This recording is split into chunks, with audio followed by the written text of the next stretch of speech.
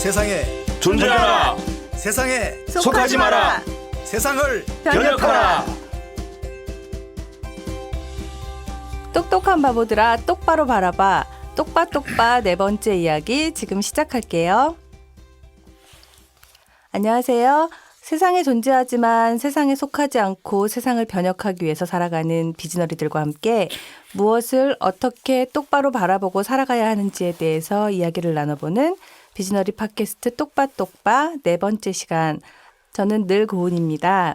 오늘도 신갈랩 비즈너리 신비님 그리고 유인두 비즈너리 유비님 함께합니다. 두 분 안녕하세요. 네, 안녕하세요. 안녕하세요. 반갑습니다. 네, 유비님 반갑습니다. 반갑습니다. 네. 오늘이 4회째 진행인데요. 네. 저는 처음에 좀 긴장되기도 했었는데 이제는 팟캐스트 녹음 좀 기다려지더라고요. 유비님 어떠세요? 네. 저도 지난번에 가행성공의 6기둥을 네. 다 듣지 못해서 다 듣지 못해서. 네, 나머지를 빨리 듣고 싶어서 기다렸습니다. 네. 네. 그러셨군요. 네. 신비님은 어떻게 지내셨어요? 예, 저는 매달 2주간의 암 환자들 캠프가 진행되는데 그동안 제 2주간 암 환자들에 대한 캠프를 네. 진행하고 이제 또 제가 하고 있는 SR 클럽이라고 있습니다. 네. 풍성한 생명을 누리고 나누는 모임 그것을 이제 만들고 또 진행하는 그런 시간들을 보냈습니다. 아, 그러셨군요. 암환우들을 위한 캠프를 진행하고 계시다고 하셨는데 어떤 캠프인지 잠깐 소개해 주실 수 있으세요? 네, 암환우들이 이제 암을 어떻게 하면 나을 수 있는지 그 방법과 실천 사항들을 잘 2주간에 걸쳐서 네. 가르쳐드리고 그것이 몸에 붙도록 해서 스스로가 암을 극복할 수 있는 셀프 케어링 할 수 있는 역량을 강화시켜 주는 건데 그걸 위해서는 첫째 암에 대해서 진리 안에서의 올바른 진단 그리고 처방 강력한 치유에 있어서는 어떻게 피를 맑게 할 건지 네. 어떻게 마음을 지켜갈 건지 그런 내용들로 구성되어 있다고 보시면 될 것 같습니다. 신비님께서 이미 한번 극복해 보신 경험이 있으셔서 정말 실질적인 도움이 많이 될 것 같은데요. 네, 그렇습니다. 제가 이 암 환자의 캠프를 10년 이상 진행해 왔고요. 네. 그래서 이제 지금은 다양한 동력자들이 함께하고 그렇게 있습니다. 그래서 실제로 이제 암 환자분들에게는 아주 좋은 도움이 되는데요. 네. 사람들은 암을 자연과학적인 질병이라고 생각하고 수술 방사선 항암하면 나을 거라고 생각하는 네. 굉장히 타당하지 않는 생각을 갖고 있기 때문에 사실은 많은 암환자분들이 암울하게 지내죠. 그런데 이제 저희 아둘람에 오면 네. 야, 암 걸려서 정말 얼마나 행복한지 모르겠다 이렇게 말하는 분들이 대부분입니다. 와. 예, 저도 피를 맑게 하라는 프로그램을 네. 온 가족이 함께 참여해서 했었는데요. 네. 네. 그때 저의 간에 껴있던 그 초록 괴물들. 네. 초록 괴물이요? 네. 그 기름 덩어리들 정말 잊을 수가 없습니다. 제가 사진도 찍어놨는데요. 네. 네. 그 이후로 네. 사실 저는 과식이 불가능합니다. 네. 배가 불러오면 네. 그게 생각이 나는 거예요. 네. 그리고 기름진 음식 안 먹습니다. 네. 그 처리하지 못하고 간이 다 스킵하고 있다는 것을 알았기 때문에 네. 사실 캠프 이후로 저희 가족은 네. 식생활이 완전히 바뀌었습니다. 완전히요? 네, 네. 와. 정말 좋은 프로그램인데요? 네. 식생활만이 아닙니다. 네. 사실은 뭐냐 하면 암이 걸리든 건강이 안 좋을 때는 1차적으로는 몸 상태가 안 좋아서 그렇죠. 네. 소위 말해서 악액질화된 몸 상태라 그러는데요. 그런데 악액질화된 몸 상태는 몸에서 나오는 게 아니고 네. 몸에서 나오는 경우는 한 20% 정도 될 것 같아요. 그런데 나머지 80%는요. 네. 마음을 그렇게 살고 삶을 그렇게 살아서 나오는 거거든요. 그래서 근본적인 원인은 저는 강박과 중독과 위선에 찌들린 삶이 네. 그렇게 만들어내는 거기 때문에 네. 그런 이제 상태를 벗어나도록 도와드리고 네. 또 그렇게 벗어나게 되면요. 네. 정말 풍성한 생명을 누리고 살 수 있게 되죠. 아. 예수님이 우리에게 궁극적으로 판매하고 싶은 상품이 뭡니까? 내가 온 것은 양으로 생명을 얻게 할 뿐만 아니라 더 풍성한 생명을 누리도록 하기 위해서 오셨다 그러는데 네. 그것을 바잉하게 되는 거죠. 네. 몸과 마음과 또 식생활도 전체적으로 다 관리를 하게 되는 거인 것 같아요. 저도 이렇게 건강 관리하는데 요즘에 관심이 많아져서 네. 아둘람 프로그램 내용들 들으면서 많이 적용하고 노력하고 도움을 많이 받고 있거든요. 네, 이달에는 정말 계절도 좋고 해서 끝내주는 프로그램 캠프가 될 겁니다. 아, 그렇군요. 계절이 좋네요, 정말. 네, 그럼 오늘 이야기 시작해 볼까요? 오늘은 지난 시간에 이어서 비즈너리의 존재 원칙이라는 주제로 가행 성공을 위한 6가지 기둥 중에서 나머지 3가지 기둥, 유비님이 빨리 듣고 싶으셨던 그 네. 3가지 기둥에 대해서 마저 이야기 나눠볼 텐데요. 지난 시간에 나눈 3가지 기둥은 세상에 있지만 세상에 속하지 마라, 새 포도주를 새 부대에 담아라, 대접받고 싶은 대로 대접하라, 이 3가지였어요. 네. 이 3가지 기둥을 현실에서 살아낸다는 게 참 쉽지만은 않은 문제라서 어려웠는데 글절 편지 사연 통해서 좀 더 이야기 나눠보고 어떻게 적용할지 생각해 봤는데요. 유비님은 어떠셨어요? 네, 우리가 지금 진정한 성공이 뭘까에 대한 좋은 학습을 하고 있는데 네. 대체로 학은 되는데 배우는 거잖아요. 학은. 네네. 근데 그것을 내 것으로 체득하는 습은 겉절 편지를 통해서 되는 것 같습니다. 특히 네. 겉절 편지는 저희의 실생활과도 너무 유사해서 굉장히 많은 공감을 얻고 있습니다. 네. 네, 그럼 이번에는 4번째 기둥인 뱀처럼 지혜롭고 비둘기처럼 순결하라입니다. 뱀과 비둘기가 나오는데요. 신비님 어떤 내용인지 말씀해 주세요. 네. 크리스찬들을 이렇게 보면 말이죠. 네. 뱀처럼 교활하거나 비둘기처럼 멍청한 아. 그런 크리스찬들 또는 뭐 일반 사람 중에서도 그런 경우가 참 많이 있을 수 있습니다. 네. 근데 사실 우리가 크리스찬이 기독교적인 윤리를 가지고 이 직업의 세계, 특별히 비즈니스 세계에서 살아간다 그럴 때 만만치가 않죠. 네. 살아남기도 힘들고 아니면 윤리적 타협을 하고 싶은 또 할 수밖에 없는 코너로 몰리는 상황들이 참 많이 있잖아요. 네. 네. 남들에게 말하기도 참 힘든 그런 스스로 연약해지고 네. 타협하고 싶은 유혹 때문에 무너지는 네. 또 그리고 타협하고 나서 느껴지는 자괴감 이런 것들이 참 많이 있죠. 그죠? 네. 근데 이것은 우리만 겪는 문제는 아니고요. 예수님께서 사람들 훈련시켜서 70명의 제자들을 전도하러 내보내면서 이렇게 말씀하셨어요. 내가 너희를 보내는 것이 어린 양을 이리떼 가운데 보낸 것 같다. 네. 근데 그 다음에 예수님이 그러니 가지 마라 이래야 될 것 같은데 네. 보내요. 그래서 내가 뭐 오메 이게 무슨 선한 목자가 이래 이런 생각을 한 적이 있습니다. 사실 네. 그렇잖아요. 어린 양을 이리떼 가운데 보내면 네. 부도덕하고 네. 비윤리적인 행위잖아요. 네. 저도 처음에 이 내용 들었을 때 네. 그냥 착하면 되는 게 아닌가라고 생각했는데 그렇게 간단한 문제가 아니라는 것을 처절하게 깨달아가고 있습니다. 네. 그래서 예수님은요. 네. 제자들이 살아가야 될 삶의 상황을 모르면 절망인데 너무 잘 아세요. 우리 크리스찬 비즈니스맨들이 네. 실제 상황 속에서 직업인들이 어떤 직업적인 어려움 속에 살아가는지를 알고 있다는 거예요. 네. 네. 아시면 알고. 뭐예요. 아시지만 보내셔. 보내는데. 네. 근데 보내시는데 예수님은 그렇게 있잖아요. 무대뽀에 무책임한 분이 아니시니까 네. 만능 처방전을 하나 줘서 보내셨어요. 아. 그게 뭐냐 하면 네. 뱀처럼 지혜롭고 비둘기처럼 순결하라는 거예요. 이게 만능 처방전이군요. 근데 네. 많은 경우에 있잖아요. 크리스찬이 된다는 것은 세상 물정을 모르고 살아가고 그런 것들로부터 외면하고 네. 눈 감고 이렇게 살아가는 것이 좋은 크리스찬이라고 생각하는 착각을 하기 쉬운데요. 네. 근데 예수님은요. 그런 점에 있어서는요. 네.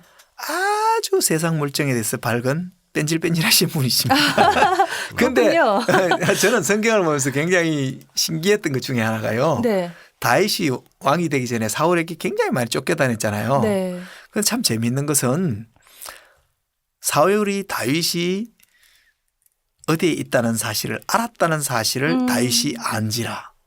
이런 표현들이 계속 네. 나와요. 네. 즉 뭐냐면 상대가 나에 관한 무슨 정보를 취합했는지를 다 알고 있다는 거예요. 네. 그것까지도 그렇게- 알고 있는. 예. 네. 그렇기 때문에 정보전에서 한 번도 밀리지 않는다는 거죠. 네. 정보전. 그래서 네. 체포당하지 않는 거죠. 아. 그리고 예수님도 이랬습니다. 뭐냐 하면 예수님이 세례 준 것이 세례 요한이 세례 준 것보다 많다는 사실을 바리새인들이 알았다는 사실을 예수님께서 아신지라 이렇게 나와 있어요. 말이 좀 어렵죠. 네. 즉 뭐냐 하면 바리새인들이 예수님에 대한 어떤 정보를 파울로 보고 알고 있는지. 업데이트 했는지를 이미 다 파악하고 아시더라. 있다는 거예요. 뱀처럼 지혜롭다는 말이 네. 뱀의 생각을 다 알고 있다. 굉장히 좋은 네. 통찰력 있는 지적인 것 같은데요. 그래서 네. 뭐냐면 예수님은 뱀처럼 지혜롭고 즉 뭐냐 하면 뱀처럼 교활한 게 아니고요. 교활한 세상을 다 통찰해서 파악할 수 있는 것은 지혜죠. 네. 그죠? 아. 두 번째는 비둘기처럼 순결하다는 거죠. 근데 크리스찬이 착각하는 게 있는데요. 순결한 것을 순진한 것과 혼돈한다는 거예요. 네. 네. 순진과 순수는 다른 겁니다. 순결이라는 것도 다른 거죠. 뭐냐면 순진하다는 것은 세상이 얼마나 뱀같이 교활한가 한 사실을 모르고 그냥 덤벼들 때 네. 그것은 순진한 거예요. 그런데 순결하다는 것, 순수하다는 것은 세상의 그 모든 추악함과 지저분함에 대해서 다 알지만 네. 그것에 물들지 않고 그것을 방비하고 사는 것이 순결한 거죠. 그래서 예수님은 뱀처럼 지혜롭고 비둘기처럼 순결하라라고 말씀하셨고요. 네. 그 이 처방전을 받아간 제자들이 어떻게 했냐면요. 돌아와서 우와 매출액 딱땀을 쳤고 경쟁자들 다 작살냈습니다.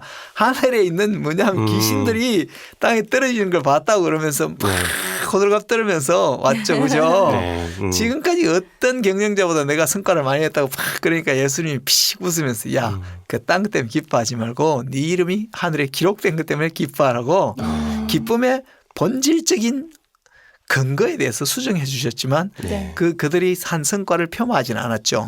사실 우리가 처음에 탁 크리스찬으로서 선교기부 한다. 킹덤 캄파니를 하겠다. 비즈나리를 살아가 보겠다. 이렇게 말할 때 사실 그게 만만치 않은 상황인 것, 환경인 것 우리가 느낄 뿐만 아니라 네. 그렇게 우리에게 도전하시고 우리에게 그런 선한 의도를 주신 주님이 더 잘 아세요. 네. 보내신 그리고 주님도 아시는군요. 그리고 그분이 우리에게 준 처방전이 있어요.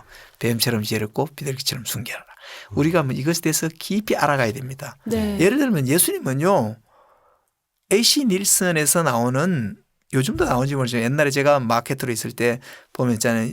리테일링 인덱스 지수가 있어요. 한 주간마다 왔는데 소매 물가 지수, 도매 물가 지수가 쫙 나오는데 네. 그걸 예수님 매주간 보고 계셨는 것 같아요. 보면 있잖아요. 참새 2마리가 한 아싸련에 참새 5마리가 2아싸련에 팔리는 것을 내가 알지 못하는 일이 이렇게 맞아요. 네. 뭐냐 하면 도매 물가와 소매 물가가 다르다는 건 네. 있잖아요. 2아싸리온 사면 한 마리 끼워준다는 건 네. 그러니까 정확하게 알고 계세요. 그래서 예수님은 뭐냐 하면 예수님을 책 잡으려고 말의 올무를 잡으려고 가이사에게 뭐 예를 들어서 세금을 바치는 게 강하니까 뭐 이런저런 잡다한 질문 앞에서 있잖아요. 예수님은 항상 그래요. 그들의 저희를 아시고. 그러니까 우리는요. 상대 이 비즈니스 세계에 사람들이 저희를 알아낼 수 있을 만큼 치열하게 세상의 담론에 대해서 통찰력을 가지려고 노력해야 돼요. 네. 근데 그걸 가지고 뭐 하냐면 그보다 더 뺀질해지는데 네. 그렇지 않는 네. 윤리적 결단 계속 자신을 지켜가는 또 하나님의 은혜를 구해야 되겠죠. 이게 순결하다는 것이 네. 그것이 필요합니다. 그것이 저는 네 번째 기둥으로 네. 경고에 세우는 게 필요하다고 생각해요. 네, 말씀 들으면서 저도 일을 하면서 또 수많은 관계 속에서 더 잘 분별하고 지혜롭지만 순결하게 살아내도록 노력해야겠다는 그런 생각이 듭니다. 네. 그럼 이제 5번째 기둥으로 넘어가 볼까요? 5번째 기둥은 선으로 악을 이기라입니다. 유비님 이게 실제로 가능할까요? 이 주제에 대해서 어떻게 생각하세요? 네, 지금 하고 있습니다. 아, 하고 계시네요. 완전 힘듭니다. 저는 매일 복수심에 불타는 제 자신을 발견할 뿐입니다. 아, 네. 아무래도 빨리 신비님 말씀을 들어봐야 될 것 같아요. 신비님 말씀해 주세요. 사실 저도요. 네. 우리 유빈님 말씀 들으면서 훅 하고 공감이 왔는데요. 제가 1992년 네. 9월 25일 날 신혼여행 딱 갔다 와서 네. 전대협 전국 대리점주 협의회가 반란을 일으켜 가지고 회사 정책에 네. 한거에서 입금 거부를 하고 있을 때 굉장히 어려운 신혼의 단꿈이 사라져버린 시간들을 보내면서 네. 그렇게 주동자들을 너무너무 미워하면서 정말 그들을 이렇게 복수하고 싶은 욕구가 충만해서 지냈던 시간이 있었습니다. 네. 그러다가 어느 날 기도실에서 기도하고 있는데 네.